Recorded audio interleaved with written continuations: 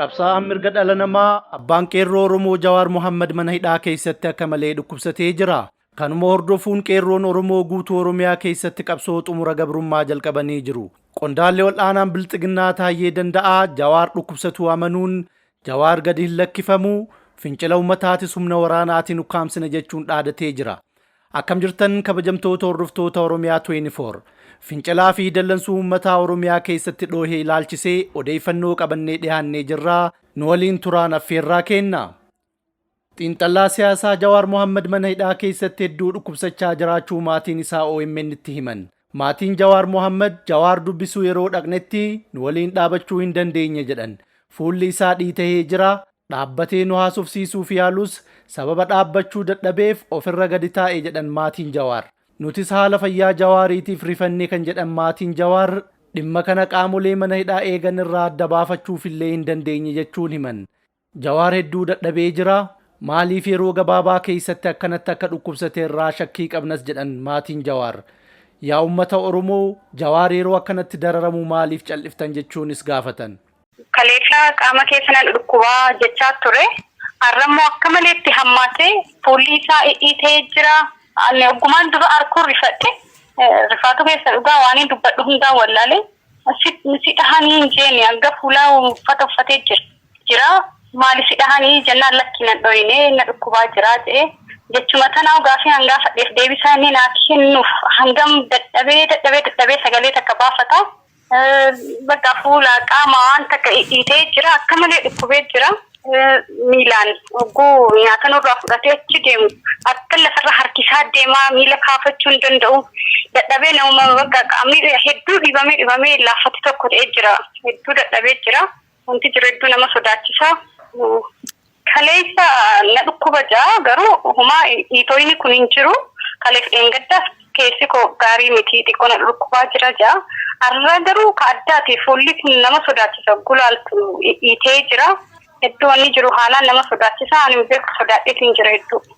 Mana yaalaa hanga ammaa deemee hin jiru. Doktora mana yaalaa hin geeffamne doktora ofii isaatiif qabullee galchuuf hin dandeenye gaafii irra deddeebi'ee gaafatee ture. Ilaa ammaatti hin galchinee fi ka isaaniitiin illee hin yaalamne hanga ammaa osoo yaalan argatiin daranutti hammaatu jirti. Inuma maaliin shakka waa nyaachisuun oolan namni fuulli isaa akkatti ni dhiita'u. Waa summa wayiiti malee nama summi waa summeessa wayiitu jira malee akkana fuulli ni dhiita'u. Dawaa nuti yeroo biraa garaadhaaf maal jedhee geessinuufi jira ture ka doktorri isaa ajajeef mana keessaa. Tokkichuma ayyamaniif isumaa'u dawaa san fudhatee ala kaa'ama. Ularra kaayama eega inni ganama fudhateeti achuma ala ta'a. Dawaan mana keessa ol hin seenu. Dawaa sanuu shakku amma dawama isaan ala kaan dawaan akkamitti isaan irraa fudhaniiti balbala irra ta'a. Asan keessa waa godhuun oolan bakka summi maarra fuulli isaa akkasuma fakkaata malee namni guyyaa takkatti akka dhibamee lafa hin ga'u. Akka takkaa jiruu isaa keessa dhibamee hin beeku dhibee akka ammaa kana. Takka akkatti harka kennatee illee hin beeku Jawaar. Takka waan xiqqoo tanaaf nama laaffatee akka lafa kufu hin turre. Garuu ka ammaa kun waanuma addaati. Rabbummaan haadha qabus malee hedduu ulfaata hedduu.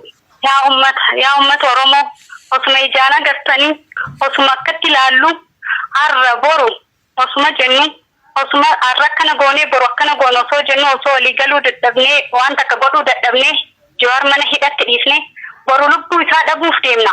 Gaafa san immoo mootummaan silaa kanuma beektanii akkana ta'e sababa akkanaatiin akkana ta'e jechuuf deema. Hanga lubbuun isa dhabnu callifna. Yaa uummata Oromoo taa'a. Inni kan akkanan turre siniif inni akkanan turre uummata isaatiif akka malee dhaabbataa ture ni beektanii kanaaf sinitti himu. Yaa uummata keenya lubbuun isa dhabuu enna. Uummata nu dhaqqabaaf inni sin abdatee rabbi biyya galee. Maaliif cal'iftan? Maaliif cal'iftanii ilaaltan? Maaliif teessan? Please kaa kanumaan jaa. Dhukkubsachuun Jawaarii akkuma dhagaameen haala qabiinsa hidhamtoota siyaasaa Oromoo mootummaan itti qabaa jiru mormuun hiriirri mormii iddoo garaagaraatti adeemsifamaa jiraachuu maddeen ibsan.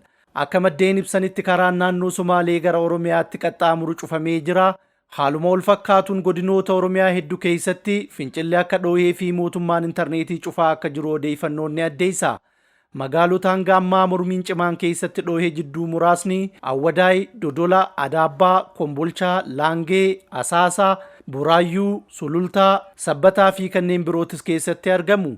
Mootummaan Bilxiginnaa hidhamtoota siyaasaa mana hidhaa keessatti dararaa jiraatu qaanii tokko malee ifatti himaa jira.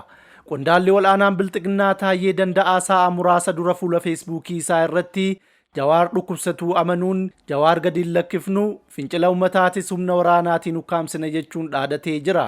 Egaan kabajamtoota hordoftoota Oromiyaa 24 odeeffannoon ammaaf qabannee dhiyaanne kanumaa fincila diddaa gabrummaa Oromiyaa keessatti dhoohee kana hordofnee kan isinii dhiyeessinu ta'a.